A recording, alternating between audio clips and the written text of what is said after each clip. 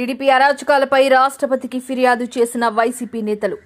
ఏపీలో టీడీపీ దాడులపై రాష్ట్రపతికి వైఎస్ఆర్సీపీ ఫిర్యాదు చేసింది. అనంతరం ఆ పార్టీ నేతలు మీడియా సమావేశంలో మాట్లాడారు. ఏపీలో శాంతి భద్రతలను పరిరక్షించాలని రాష్ట్రపతిని కోరినట్లు వైఎస్ఆర్సీపీ మాజీ ఎంపీ విజయసాయిరెడ్డి తెలిపారు. ఏపీలో ప్రజాస్వామ్యం ప్రమాదంలో పడింది. వారం రోజులుగా టీడీపీ శ్రేణులు దాడులకు తెగబడుతున్నారు. వక్రీకరించే బుద్ధి చంద్రబాబు ఆయన పార్టీ నాయకులకే ఉంది అంటూ విజయసాయిరెడ్డి మండిపడ్డారు. చట్టం లేదు, స్వేచ్ఛ లేదు, న్యాయం లేదు, అన్యాయమే రాజ్యం ఏలుతుంది. బాధితులు ఫిర్యాదు చేస్తామన్నా పోలీసులు స్వీకరించే పరిస్థితి లేదు. ఎన్నో ప్రభుత్వాలు వచ్చాయి వెళ్ళాయి, కానీ ఇలాంటి పరిస్థితి ఎన్నడూ లేదు. వైఎస్ఆర్సీపీ కార్యకర్తలు వాళ్ళ ఆస్తులు లక్ష్యంగా చేసుకుని టీడీపీ శ్రేణుల స్వైర వ్యవహారం చేస్తున్నారు. మీరు టీడీపీ కార్యకర్తల గూండాల ప్రమాణ స్వీకారానికి ముందే చంద్రబాబు హింసను ప్రేరేపించారు. బాధలు చంద్రబాబుకు కనిపించడం లేదా అని విజయసాయిరెడ్డి మండిపడ్డారు. ఘనత ఒక్క చంద్రబాబు నాయుడికే దక్కుతుంది.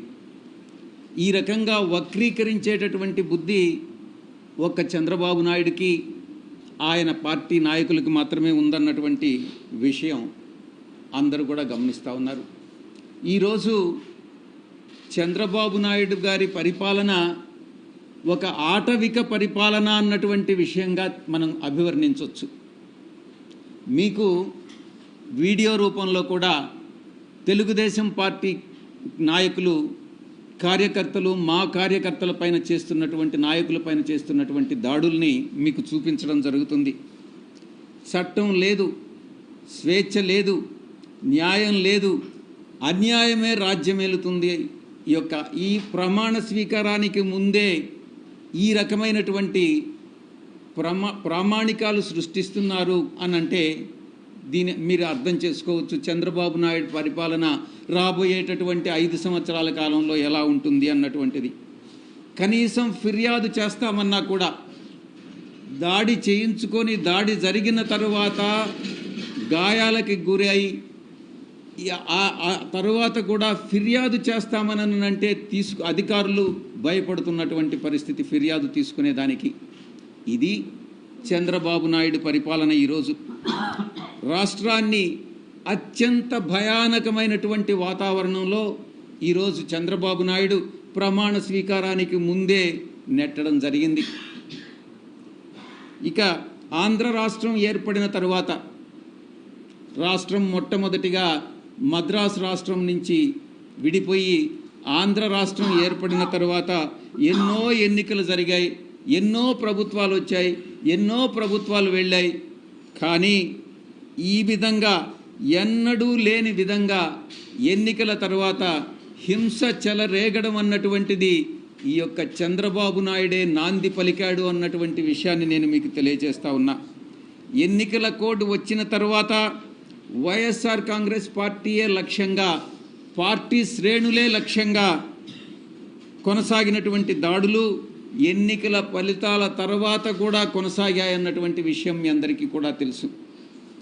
వైఎస్ఆర్ కాంగ్రెస్ పార్టీ కార్యకర్తలని, వాళ్ళ ఆస్తులని, కుటుంబ సభ్యులని లక్ష్యంగా చేసుకుని టీడీపీ ముఠాలు, టీడీపీ గుండాలు ఈరోజు రాష్ట్రంలో స్వైర్య విహారం చేస్తూ ఉన్నాయన్నటువంటి విషయం మనం గమనించుకోవాలి.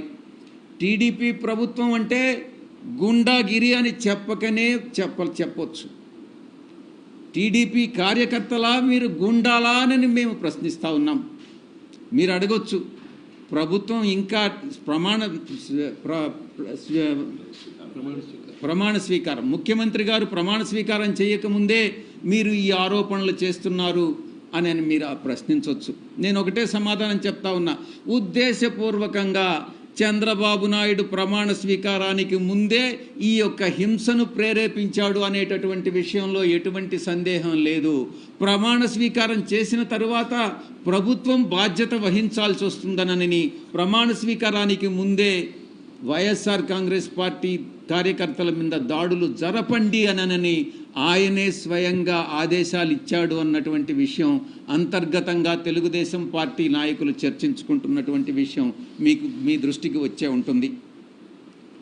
దాడులని అడ్డుకునేటటువంటి వ్యవస్థలే కల్పించట్లేదు. న్యాయ వ్యవస్థను అప్రోచ్ అయ్యాం,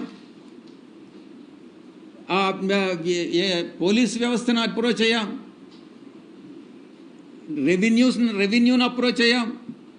పోలీసు వ్యవస్థ నీరు గారిపోయింది, నిస్తేజంగా మారిపోయింది, వ్యవస్థ పని చేయకుండా మానేసింది. బాధితులు పడుతున్నటువంటి ఎవరైతే హింసకు గురయ్యారో, ఎవరైతే హింసకు లోనయ్యారో ఆ బాధితుల ఆక్రందనలు అన్నటువంటిది ఒక్కసారి చంద్రబాబు నాయుడు గాని ఆలకిస్తే, అదే ఆక్రందన తన కుటుంబ సభ్యులు చేస్తే ఎంత మనసు నొప్పిస్తుందో ఒక్కసారి చంద్రబాబు నాయుడు అర్థం చేసుకోవాలి అని నేను తెలియజేస్తా ఉన్నా. మన కుటుంబ సభ్యులు అదే రకమైనటువంటి బాధ అనుభవిస్తే మనం ఎలా ఫీల్ అవుతామో అదే ఇతరులు అనుభవించినప్పుడు కూడా ఒక నాయకుడిగా, ఒక రాష్ట్ర ముఖ్యమంత్రిగా మీరు కూడా అదే ఆవేదనతో ఆ యొక్క బాధలు తీర్చాల్సినటువంటి బాధ్యత ముఖ్యమంత్రిగా ఆయన మీద ఉంది అన్నటువంటి విషయంలో ఎటువంటి సందేహం లేదు. ఎన్నికల కోడ్ వచ్చిన తర్వాత, ఎన్నికల ఫలితాలు వెలువడిన తర్వాత 2 సందర్భాల్లో కూడా చంద్రబాబు నాయుడు, ఆయన కుమారుడు లోకేష్ ఇద్దరు కూడా ఈ రక్త చరిత్ర నేను అభివర్ణిస్తా ఉన్నాను. ఇది రక్త చరిత్ర, ఈ యొక్క చీకటి అధ్యాయంగా చరిత్రలో మిగిలిపోతుంది. 2024లో మొట్టమొదటిసారి చంద్రబాబు నాయుడు, నేను అనుకుంటాను 1999లో అధికారంలోకి వచ్చాడు. అది బీజేపీ పార్టీ వల్లనే. ఆ తర్వాత 2014లో అధికారంలోకి వచ్చాడు. అది బీజేపీ సహకారం వల్లనే. ఇప్పుడు 2024లో మళ్ళీ అధికారంలోకి వచ్చాడు. అది కూడా బీజేపీ సహకారం వల్లనే. నేను చెప్తా ఉన్నాను, ఈ హింస ఇలాగే కొనసాగితే రాష్ట్రంలో